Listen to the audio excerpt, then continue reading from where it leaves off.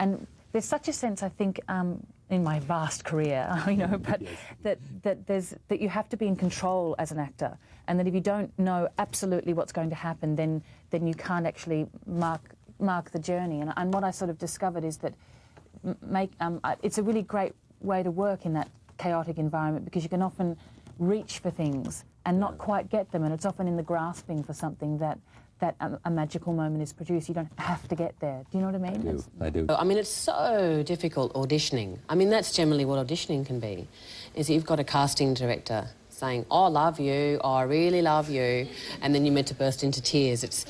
And you realise on film that a lot of the responsibility is on your emotional and sensory memory.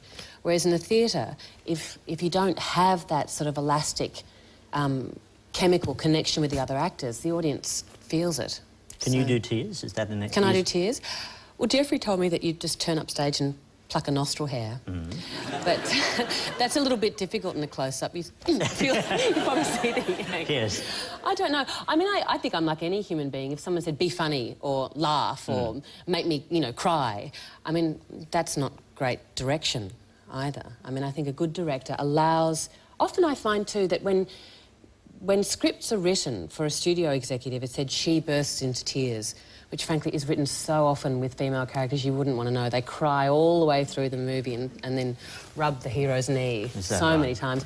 Put a big cross through all of that. And often I think the emotional points, when you're filming, come up in unexpected places.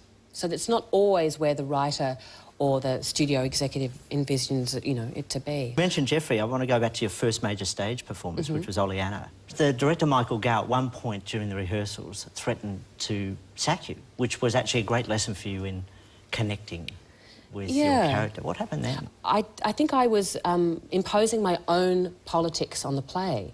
And ultimately, I think that's patronising. I mean, you've got to respect your audience, present them with something, and allow the discussion to take place off the stage. And, you know, there was a point where Jeffrey had to beat me with a chair or something, and we slipped, and it was in a technical rehearsal, and I must have, nervously laughed. And he said, if you did that in a performance, I would sack you. And, of course, I went, whoa! It was my first job out of drama school. Yeah. And Jeffrey said he didn't realise that anyone could be filled with that much mucus, because I was just like, from all pores. I mean, I was just devastated. And then I thought, I'm going to go home and weep into my pillow. And he said, no. And he picked me up, took me into another room, made me go over the lines again, and said, you're going to do the play now. And we just ran through the whole thing, and it was a huge turning point for me. And I just thought, no, you have to listen to the other person and allow the audience to judge. Tell me how you thought about this role and how you approached it and what you wanted to make out of it. Well, the things that I've always enjoyed playing most in theatre and in film as well, there have been parts and stories that I have had no idea how to approach at all. They sort of, I think that as an actor I can often confuse anxiety with excitement. And so I think because of that excitement, and particularly with a role like Elizabeth, I just immersed myself. I read obviously a lot of biographies about her, but it was the discussions, I think, that and the various opinions that came out of conversations of about her and about the legacy that she left England, and really how she culturally transformed England as we know it. And what I was curious that, listening to all the cast, the English cast, that they had such differing facts, and they kept saying, no, this is backed up by historical fact, and I thought that's amazing. So I tried to sort of embrace all those disparate opinions about her and galvanise them. And I think that in a lot of ways that's what Elizabeth is actually doing. She's galvanising the opinions that her enemies have about her and using them against them. So that's in part of how you came to see her. Tell me more about, you know, once you immersed yourself in this, you had a script, but as you immersed yourself into this extraordinary woman, to use extraordinary one time too many, what did you find, and what was interesting to you about her? And what did you say, if nothing else, I want to get this about Elizabeth? Well, Shekhar Kapoor, the director, from the very beginning, he was talking about her as an unformed being. And from all the letters that I read about her and and certainly all the people that, the ambassadors, foreign ambassadors who came and met with her right from, not only before, it was before she was Queen, it seemed to go against that. And so I couldn't understand what he was talking about. She seemed to be so self-aware, and she had really strong performance instincts, I think, because right from an early age she had to wear a mask in order to survive. She had to, I suppose, mask her religious differences to Mary, her sister, because Elizabeth, I guess, was more aligned with the Protestants, and Mary, obviously, was a Catholic. So I found, I suppose, to inhabit that naive young girl in a very knowing way, and in a lot of ways, I suppose, I held my cards as an actor close to my chest whilst trying to inhabit the mask that Shaker was interested in, if that makes No, it makes a lot of sense. Yeah. And oftentimes I look at you and you're doing almost nothing, but everything's coming across. I think, for me, the process of performing, I think, of creating a character, of inhabiting something, is that delicious state between wakefulness and sleep.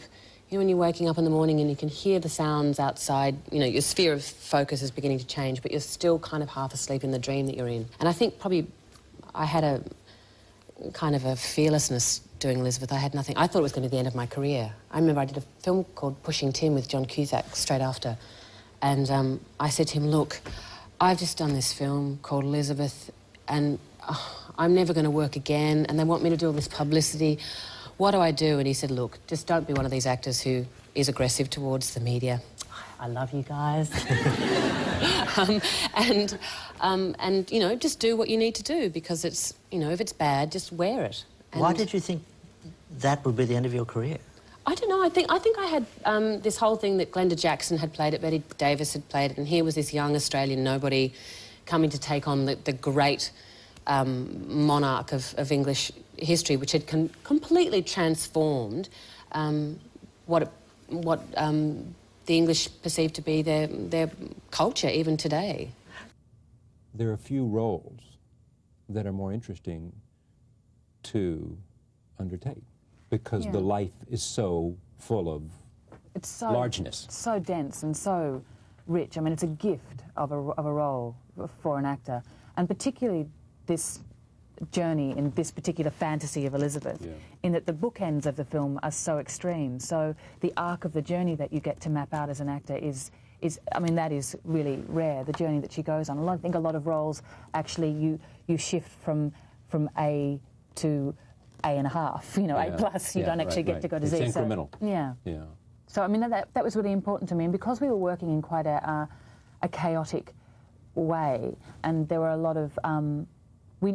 everyone knew what the essence, the spirit of the story would be, but we didn't know how it would piece together. Obviously, I mean, that's so rarely you do in film, but it was important to me that those changes were, like you're saying, incremental, that they were subtle, that it wasn't sort of all of a sudden she was turning into the monarch as we know her. I was in a play, and like literally 30 seconds into the play, it was a two-hander, and there's no interval. The actor and I had this pause where it's a very tense pause between us, and a woman turned to her husband and said, "Oh, darling, they can't act." And we just thought, what do we do now with that? But we kept going, and hopefully I've proven her theory about us incorrect.